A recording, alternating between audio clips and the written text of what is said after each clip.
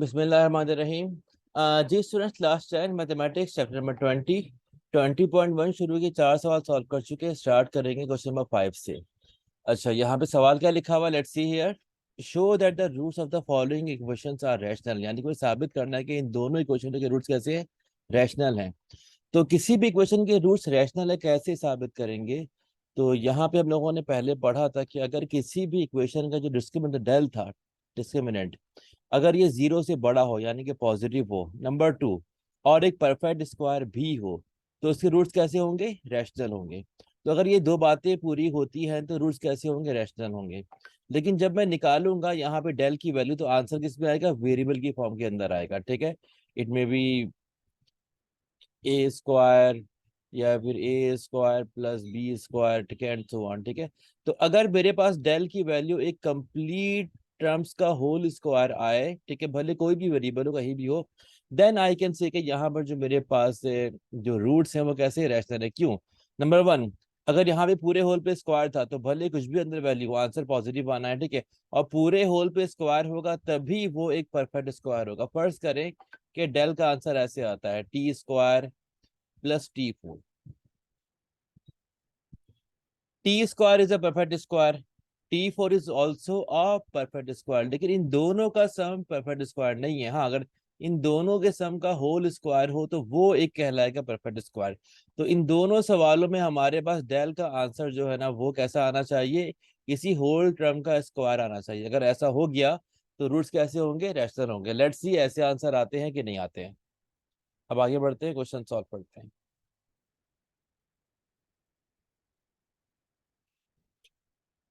Question number 5 part 1। Given equation is, हमारे पास given equation क्या है, लिखेंगे given equation L minus M into x square, L minus M into x square plus M plus N minus L into x, M plus N minus L into x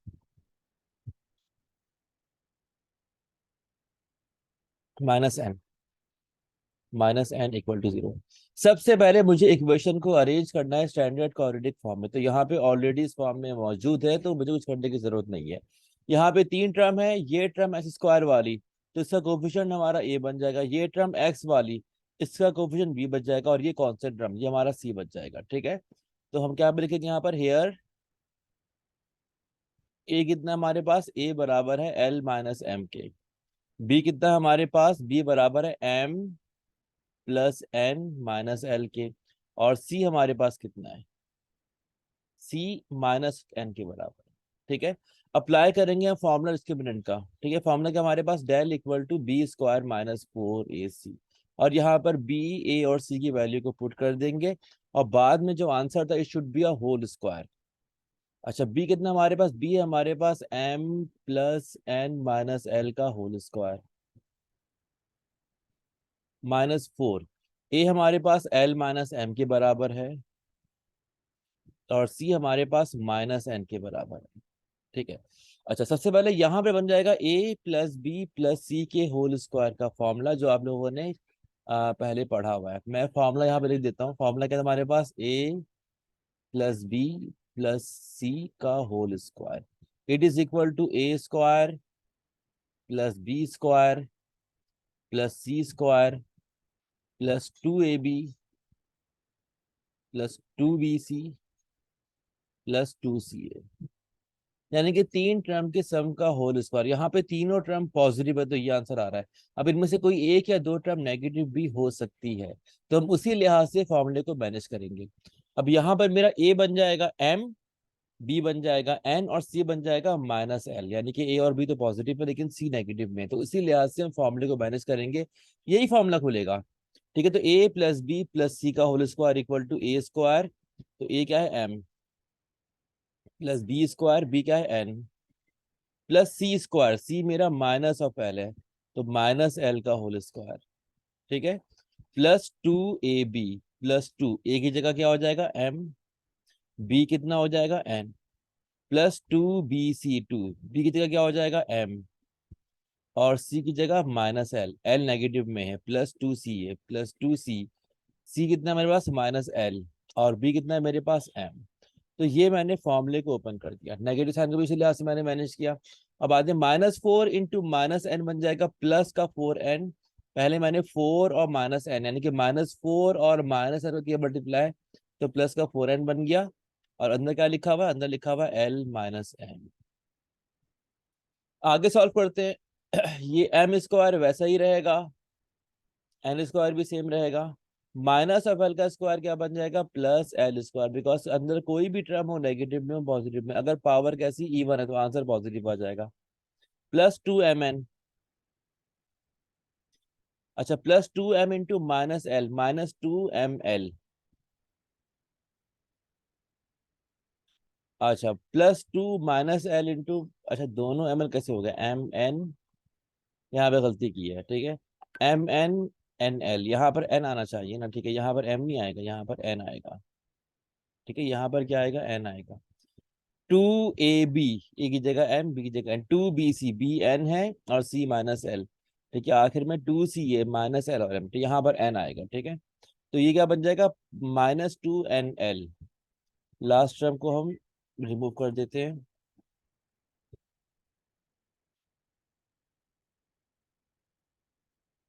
plus two M N minus two N L. अब आते हैं minus two L M, ये minus two L M आ जाएगा। अच्छा, अब four N को बारी बारी दोनों टर्म से कर देंगे मल्टीप्लाई, तो क्या बनेगा मेरे पास प्लस का फोर एन एल और माइनस का फोर एन एम, माइनस का फोर एन एम या फिर एम एन बोल देते हैं, ठीक है। अब मजीद सॉल्व करेंगे तो हमारे पास क्या बन जाएगा, ये तीन टर्म तो बिल्कुल सेम रहेंगे, इनमें कोई फर्क नहीं आएगा, M square plus N square plus L square, ठीक है। अच्छा ये लिखा हुआ है टू एम एन और ये लिखा हुआ है माइनस फोर एम एन, तो इन दोनों को सॉल्व कर देंगे तो क्या बन जाएगा माइनस टू एम एन। अच्छा ये लिखा हुआ माइनस टू एन एल और ये लिखा हुआ प्लस फोर एन एल, तो इन दोनों को सॉल्व करेंगे तो प्लस टू एन एल बन जाएगा, और आखिर में क्या लिखा हुआ है minus two L M, minus two L M. अच्छा मुझे यही वाला फॉर्मूला जो है ना वो खुला हुआ नजर आ रहा है, कौन सा वाला, ये वाला फॉर्मूला। अब मुझे इसको वापस बंद करना है। अच्छा देखिए, अगर यहाँ पे तीनों टर्म पॉजिटिव होगी तो यहाँ पे आंसर में हर टर्म पॉजिटिव आएगी।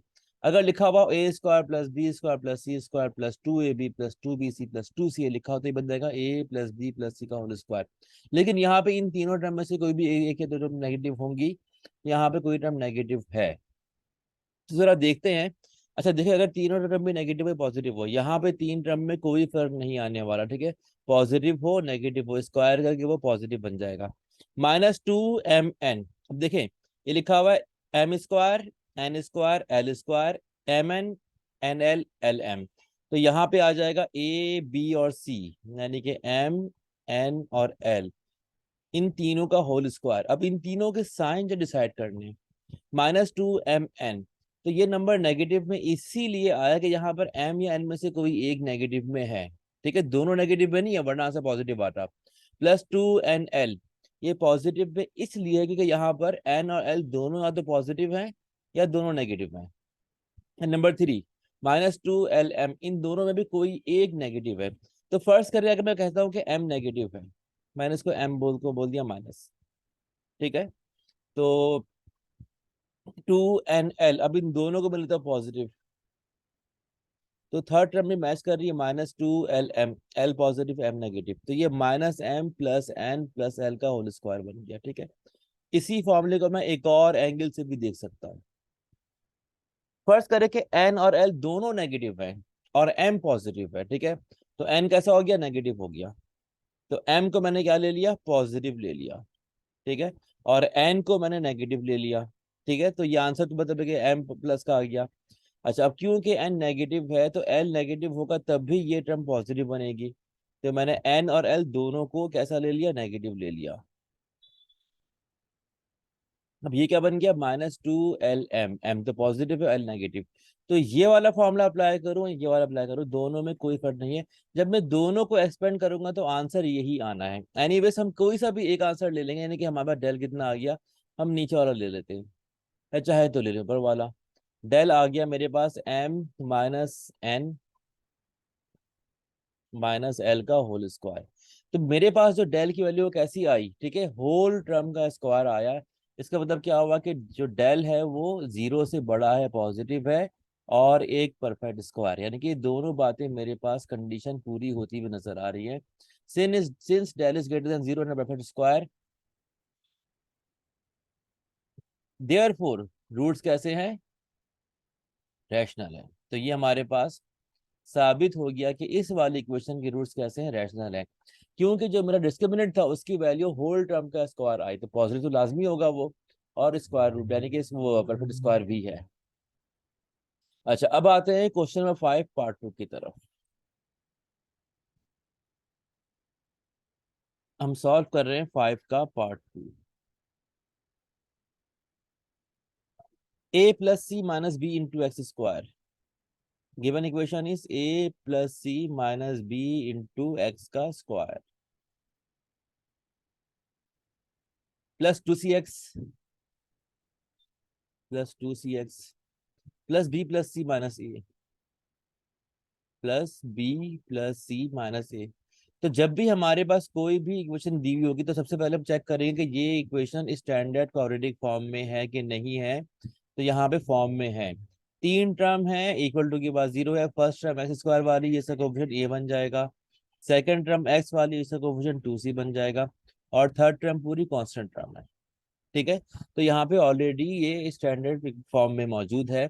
अब यहाँ पे जो हमारे कोफिशिएंट थे उसको मैं कैपिटल ए बी सी से ले लेता हूँ, बिकॉज यहाँ पे अंदर ऑलरेडी स्मॉल ए बी और सी मौजूद है। तो यहाँ पे एक्स स्क्वायर का जो कोफिशिएंट था उसे मैं कैपिटल ए बोल दूंगा। वो कितना हो गया, ए plus C minus b. X का कोफिशिएंट कितना हो गया, बी, वो कितना है 2c एंड सी। और सी हमारे पास कितना हो गया, B plus C minus A, B plus C minus A, और ये A plus C minus B. ये तो चेक भी कर लेते हैं, A plus C minus B, B plus C minus A, और 2c, ठीक है। अप्लाई करेंगे फॉर्मूला डिस्क्रिमिनेंट का, del equal to B square minus 4ac। अच्छा, हम लोगों ने कोफिशिएंट्स को जो है ना कैपिटल में लिया हुआ है, तो फॉर्मूला क्या बन जाएगा, बी स्क्वायर माइनस 4ac, ठीक है। तो हमारे पास कितना आ जाएगा, बी कितना है 2c, 2c का होल स्क्वायर माइनस 4, ए की जगह ए प्लस सी माइनस बी, और सी की जगह बी प्लस सी माइनस ए, बी प्लस सी माइनस ए, ठीक है। सॉल्व करेंगे, 2c का होल स्क्वायर बन जाएगा 4c स्क्वायर, माइनस 4 को हम बाहर आने देते हैं, इन दोनों को करते हैं मल्टीप्लाई, जहाँ पे दोनों ब्रैकेट है। ए जो है ना बारी बारी तीनों से का मल्टीप्लाई, देन सी भी होगा तीनों से मल्टीप्लाई, और आखिर में माइनस बी होगा तीनों से मल्टीप्लाई। तो 9 टर्म आएंगी, ठीक है। तो यहाँ पे जो 9 टर्म्स आएंगे, करते हैं multiply. A into B, A B, A into C, A C, इसको सी ए बोल देते हैं। ए इंटू माइनस ए का स्क्वायर, ए तीनों से मिलकर आ गया। अब प्लस सी की बारी, सी इंटू बी, बी सी, इसको बी सी बोल देते हैं। सी बी बोले या बी सी बोले कोई फर्क नहीं पड़ता है। अच्छा, सी इंटू सी प्लस सी का स्क्वायर, सी इंटू माइनस सी है। अच्छा, अब ये सी भी तीनों से मिलकर आ गया, minus B into B minus B square, minus B into C minus B C, और माइनस बी इंटू माइनस ए बी, नहीं, minus B into minus A, दोनों साइन नेगेटिव, तो आंसर होगा प्लस का ए बी आ जाए, ठीक है। 1 2 3 4 5 6 7 8 9 टर्म आ गए, ठीक है। देखते कौन कौन कैंसिल हो रहा है, प्लस का सी है माइनस सी है, कैंसिल हो गया। Plus B C minus B C cancel हो गया। प्लस ए बी, दोनों प्लस के ए बी है, दोनों कैंसिल नहीं हो रहे, ठीक है, नहीं हो रहे। अब यहाँ पे क्या आ जाएगा, 4c स्क्वायर माइनस 4, अब ए बी और ए बी, ये बन गया 2ab। अच्छा, minus A square plus C square minus B square, और तो कुछ भी नहीं है ना। तो minus A square plus C square minus B square, ठीक है, अब इस 4 को कर देते हैं मल्टीप्लाई ब्रैकेट की हर टर्म से, तो क्या बन जाएगा मेरे पास 4c² माइनस 8ab, अच्छा, माइनस 4a² माइनस, नहीं नहीं, ये बच जाएगा -4 × -a² + 4a², ठीक है। यहाँ पर नेगेटिव साइन है तो यहाँ पे हर टर्म का साइन चेंज हो जाएगा, ये माइनस का एडीबी प्लस का 4a², अब ये बन जाएगा माइनस का 4c², -4 × +c², अब -4 × -b² प्लस का 4b², अच्छा, ये -4c² प्लस 4c² कैंसिल हो गया, 4a² -8ab प्लस 4b², इसको ऐसे कर लेते हैं।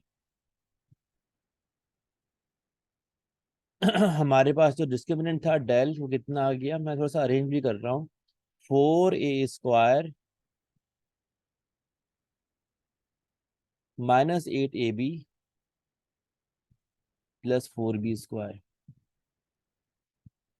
अब यहां से मैं काम करता हूँ, 4 को कॉमन ले लेता हूँ, 4 कॉमन ले लिया तो अंदर क्या बच जाएगा, a² -2ab प्लस b², ठीक है। अब ये मेरे पास a माइनस बी की होल स्क्वायर का फॉर्मूला है, तो ये बन गया 4 × a - b का होल स्क्वायर, 4 भी 2 का स्क्वायर होता है तो क्या बन गया 2 × a - b, ठीक है, इस पूरे पे होल पे स्क्वायर आ गया, पूरे पे होल पे स्क्वायर आना जरूरी है, पर सर यहाँ पर 2 ही आता, ठीक है, तो 2 एक परफेक्ट स्क्वायर नहीं है, तो पूरी होल टर्म पे स्क्वायर आएगा तो यहाँ पर हम ये साबित हो जाएगा कि रूट जो है कैसे रैशनल है, ठीक है, पूरी पर आ गया। Now we can say since del is greater than 0 and a perfect square, यानी कि दोनों बातें पूरी हो गई।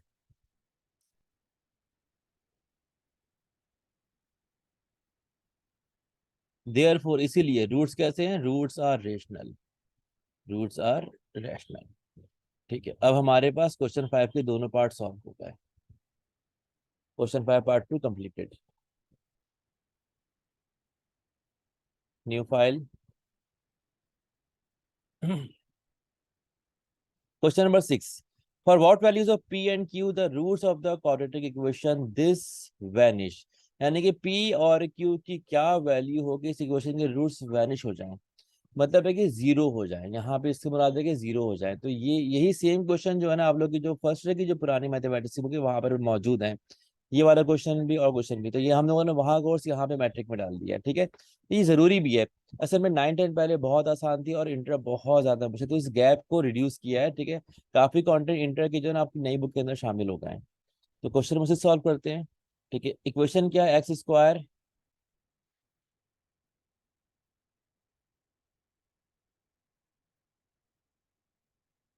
प्लस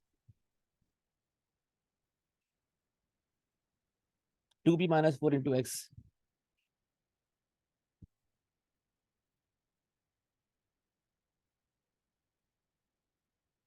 4 × x -3 की +5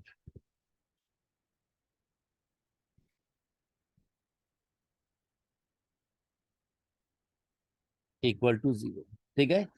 यहाँ पे लिखा हुआ है कि P और Q की क्या वैल्यू हो कि इस इक्वेशन के रूट्स वैनिश हो जाएं या फिर जीरो हो जाएं।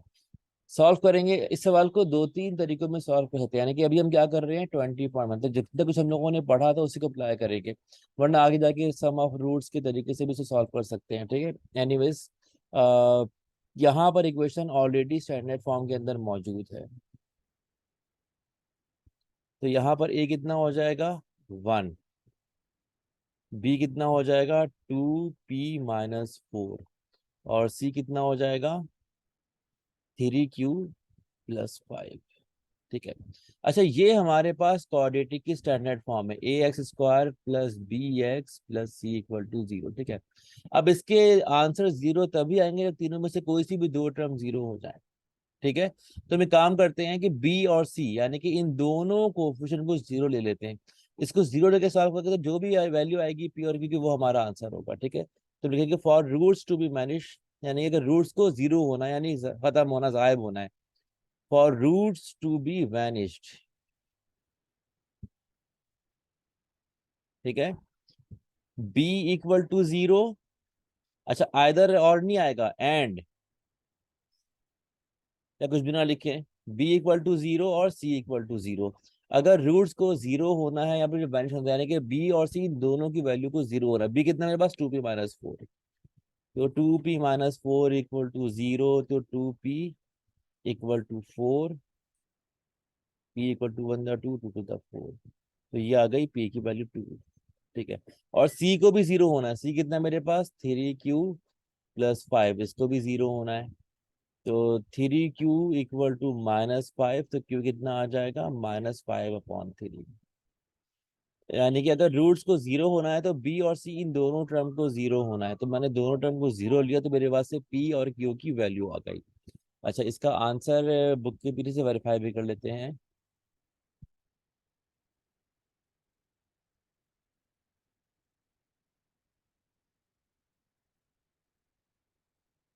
अच्छा, इधर होगा,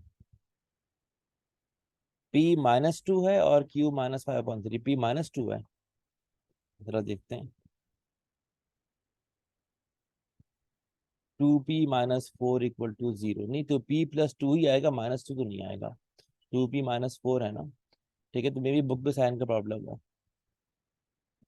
क्वेश्चन को भी चेक कर लेते हैं। 2p-4, तो p की वैल्यू +2 आएगी, बाकी q तो हमारा बिल्कुल ठीक आ रहा था। ठीक है। अच्छा, now question number 7, show that the roots of the quadratic equation given by this are real and they can not be equal unless a equal to b equal to c। तो सबसे पहले मुझे साबित करना है कि जो हमारे पास जो भी इक्वेशन थी, इसके रूट्स कैसे रियल है, यानी कि जो d है ना डिस्क्रिमिनेंट, वो कैसा आएगा, पॉजिटिव आएगा। ठीक है, नंबर 2, और वो तब तक इक्वल नहीं होंगे, यानी कि रूट्स इक्वल तब होते हैं जब कितना d 0 हो जाता है। ठीक है, जब तक a और b और c आपस में बराबर ना हो जाए। ठीक है, तो ये थोड़ा लंबा क्वेश्चन है कि बहुत ही इंपॉर्टेंट क्वेश्चन है। फर्स्ट में तो अक्सर पेपर में आता है, अभी मैट्रिक के लिहाज से मुझे इतना आइडिया नहीं है, क्योंकि एक सवाल यहाँ पेपर में आने वाले क्वेश्चन में से मौजूद है। एनीवे, सॉल्व करते हैं इन्हें। इक्वेशन क्या दी हुई है, x-a x-b, नई फाइल ले लेते हैं। Question number 7,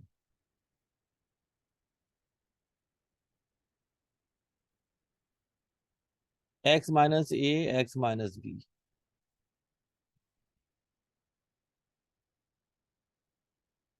plus x-b x-c plus x-c x-a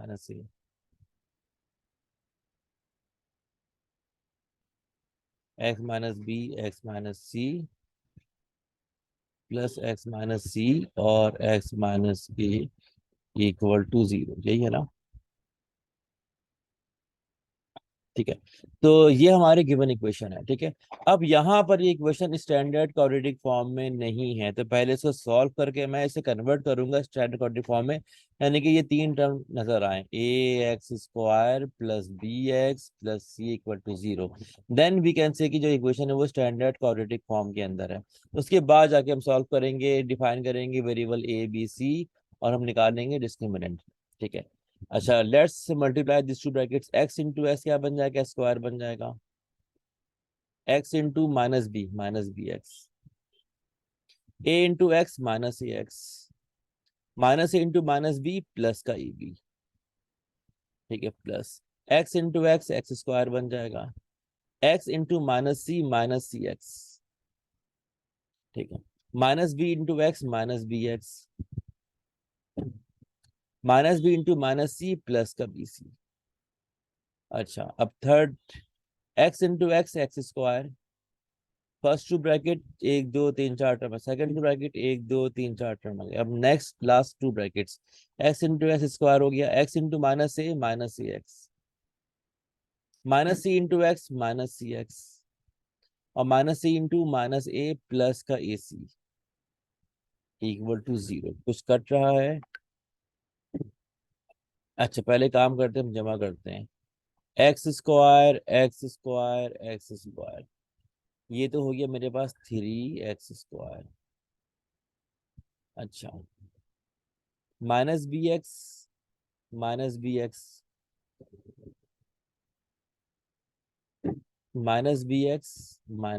और कहीं -bx है, नहीं है, ये बन गया -2bx। अच्छा, तो -ax ये बन गया -2ax। ठीक है। अच्छा, माइनस सी एक्स, ये बन गया -2 CX। अच्छा, plus AB plus BC plus AC, इसे CA बोल देते हैं। तो +AB plus BC plus CA। ठीक है, हर टर्म को मैंने नोट कर लिया है। ठीक है, सही है, इक्वल टू 0।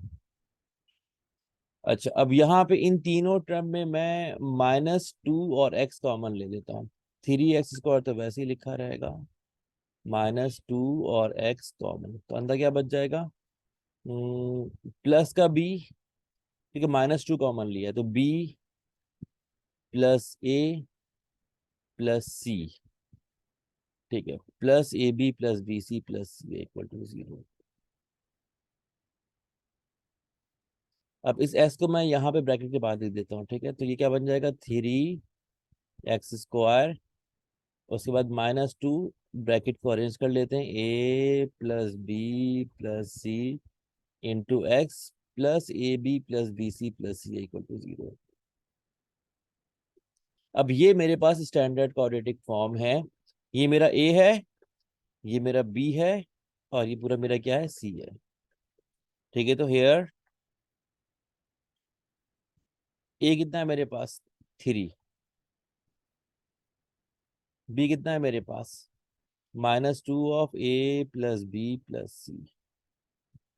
और c कितना है मेरे पास, AB plus BC plus CA। ठीक है, अप्लाई करेंगे फॉर्मूला डेल इक्वल टू, अच्छा क्योंकि मैंने कोफिशिएंट को लिया कैपिटल लेटर में, तो del equal to B² -4AC। उसके बाद मैं अप्लाई कर दूंगा फॉर्मूला। ठीक है, तो डेल कितना बन जाएगा, b कितना है मेरे पास, -2A plus B plus C का होल स्क्वायर, इस पूरे का होल स्क्वायर, -4AC। ए कितना है मेरे पास, 3, और C कितना, AB plus BC plus CA। ठीक है, अब मुझे ये ए बी और सी की वैल्यू गिवन है। अब मैं क्वेश्चन को ऊपर सॉल्व करता हूँ। मेरे ख्याल में यहाँ पे सॉल्व करेंगे तो क्या पता जाए कम पड़ जाए।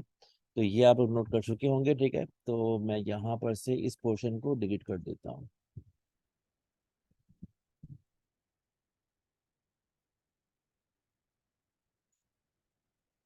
ठीक है, तो अब डेल मेरे पास कितना बन जाएगा, -2 का स्क्वायर तो 4 हो जाएगा, और अंदर क्या बच जाएगा, A plus B plus C का होल स्क्वायर। ठीक है, और -4 3 12, और यहाँ पे क्या आ जाएगा, AB plus BC plus CA। ठीक है, अच्छा ये बन गया A plus B plus C का होल स्क्वायर।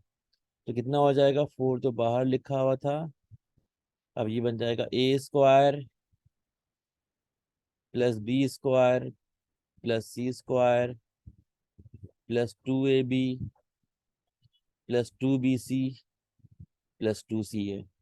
ठीक है, और ये -12 को हम तीनों से कर देते मल्टीप्लाई, तो क्या बन जाएगा, -12AB -12BC -12CA। 4 को भी यहाँ पे कर देते सबसे मल्टीप्लाई, तो क्या बन जाएगा, ये 4A² plus 4B² plus 4C² plus 8AB plus 8BC plus 8CA, और -12AB -12BC और -12CA। ठीक है, अच्छा ये तीनों सेम रहेंगे, 8AB -12AB, 8BC -12BC और 8CA और -12CA। तो ये AB BC और CA नेगेटिव में आ जाएंगे।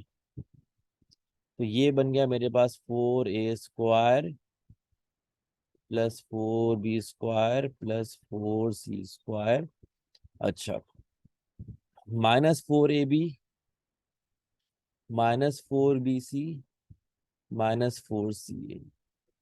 अच्छा, 4 को हम कॉमन ले लेते हैं, 4 को मैंने ले लिया कॉमन, तो अंदर क्या बच गया, A² plus B² plus C² minus A B minus B C minus C A. ठीक है। अच्छा, मुझे क्या करना था, ये साबित करना है कि रूट्स कैसे रियल हैं। वो तभी साबित होगा जब मेरे पास जो यहाँ पर हर वैल्यू पॉजिटिव में आएगी और हर वेरिएबल स्क्वायर के अंदर आएगा। तो यहाँ पे ये तो नेगेटिव में आ रही है और स्क्वायर में भी नहीं आ रहा। जब तक ऐसी कंडीशन ना आ जाए कि मेरे पास जो डेल था, डेल की जो है ना हर वैल्यू जो है ना वो पॉजिटिव में हो, जितनी वैल्यूज हैं, एक है, दो है, तीन है, ठीक है, और कहीं भी अगर वेरिएबल स्क्वायर के अंदर हो, तो ये गारंटी है कि अब यहाँ पे रूट्स कैसे होंगे, रियल होंगे। तो जब तक ये कंडीशन नहीं आती हम सॉल्व करते रहेंगे। तो अब मुझे आगे वर्किंग करनी है ऐसी वैल्यू लाने की जहां पर डेल जो है ना वो हर हाल में जीरो से बड़ा हो। एक काम करते हैं, लिखा हुआ फोर, फोर को मैं टू इंटू टू में ब्रेक कर देता हूँ। टू इंटू टू और बाद में A square plus B square plus C square minus A B minus B C minus C A. अब ये टू जो है ना ब्रैकेट की हर टर्म से करता हूँ मल्टीप्लाई। तो मैं ऐसा क्यों कर रहा हूँ, इसलिए मैं पूरी कोशिश ये कर रहा हूँ कि मेरे पास वेरिएबल जो है ना वो स्क्वायर के फॉर्मूले के अंदर आ जाए। ए टू बाहर रहा। अब ये अंदर क्या बन गया, two A square plus two B square plus two C square minus A B minus B C minus C A. ठीक है। अब ये लिखा हुआ टू ए स्क्वायर, तो टू ए स्क्वायर जो है ना वो बराबर है A square plus C square का। In the same way two B square बराबर है B square plus B square के, और टू सी स्क्वायर बराबर है C square plus C square के। तो मैं साथ में डायरेक्ट एक काम ये कर रहा हूँ। ठीक है। ए स्क्वायर को दो पार्ट में ब्रेक कर दिया, एक single a square minus A b, और बाद में बल्कि एक काम करते हैं, आप लोग कंफ्यूज ना हो, पहले ऐसे कर देता हूँ, A square plus A square plus B square plus B square plus C square plus C square minus A B minus B C minus C. अब देखिए इधर, A square minus A B plus B square. ठीक है। पहले मैं इन तीनों के साथ लिखता हूँ, A square minus A B plus B square. ठीक है। अब उसके बाद मैं इन तीनों के साथ लिखूंगा, बी सी, b square minus B C और प्लस का सी स्क्वायर। उसके बाद में क्या करूंगा, इन तीनों को साथ लिखूंगा, सी है ना। ठीक है। A square minus C A plus C square. ठीक है। तो मैंने इन तमाम टर्म को अरेंज करके लिखना है। Let's arrange now. ये टू लिखा हुआ था, अब यहाँ पर A square minus A B plus B square, A square minus A B. अच्छा, ये हर टर्म टू से मल्टीप्लाई भी तो हो रही है ना, तो ये minus two A B minus two B C minus two C A minus two A B minus two B C minus two C A. ठीक है। तो बस क्या बन जाएगा,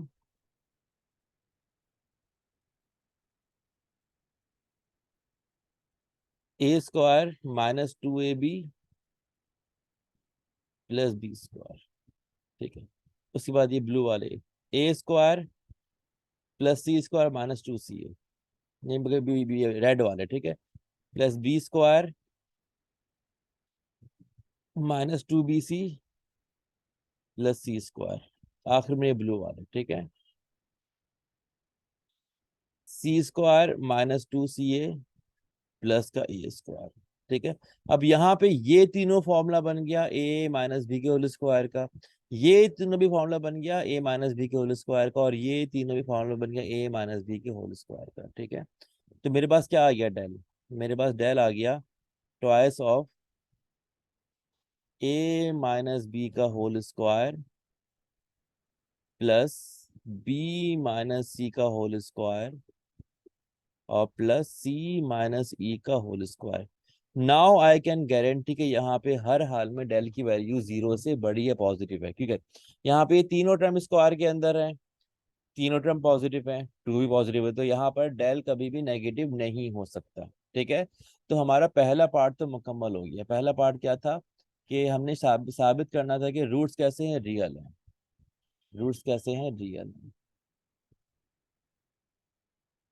ठीक है। Now we can write since discriminant is greater than zero, therefore roots are real, इसीलिए रूट्स तो रियल है। ठीक है, और आगे लिखा हुआ था कि they can not be equal unless a b and c are equal to each other. ये तब तक आपस में इक्वल नहीं होंगे जब तक ए और बी और सी बराबर ना हो जाए। ठीक है, तो रूट्स रियल कब होते हैं, सॉरी इक्वल कब होते हैं? तो next we will write for roots to B equal, अगर रूट्स को इक्वल होना है तो क्या होना है?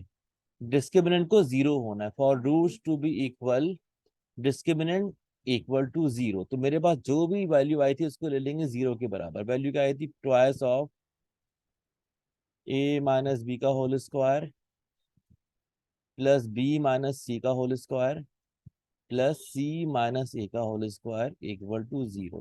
तो ये टू वहां पे जाके जीरो से होके डिवाइड, तो यहाँ पे क्या बच गया? ए माइनस बी का whole square plus B minus C का होल स्क्वायर और प्लस सी माइनस ए का होल स्क्वायर।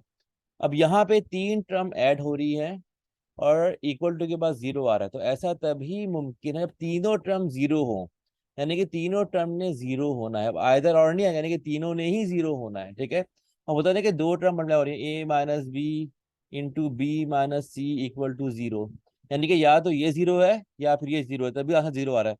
यहाँ पे तीन टर्म का सम था, तो अगर तीनों टर्म जीरो होंगी तभी आंसर जीरो आएगा। तो तीनों को मैंने अलग अलग जीरो लेना है, तो A minus B square equal to zero, B minus C square equal to zero, और और C minus A square equal to zero. We will take A square root on both side, तो A minus B zero के बराबर आ जाएगा, यहाँ पर B minus सी zero के बराबर आ जाएगा और यहाँ पर सी माइनस ए जीरो के बराबर आ जाएगा।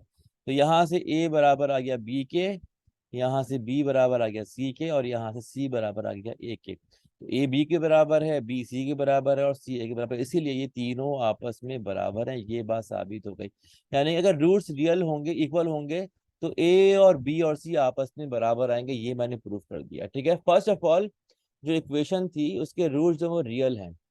ठीक है, तो यहाँ पर रूट्स को मैंने रियल प्रूफ कर दिया। And they can not be equal unless A equal to B equal to C, तो मैंने रूट्स को इक्वल लिया। तो कैसे इक्वल लेंगे? हम डेल को लेंगे जीरो, तो जब मैंने डेल को जीरो लिया तो ए बी और सी आपस में बराबर आ गए, तो ये हमारे पास लास्ट क्वेश्चन प्रूफ हो गया। तो अब तक के लिए इतना ही, अल्लाह हाफिज।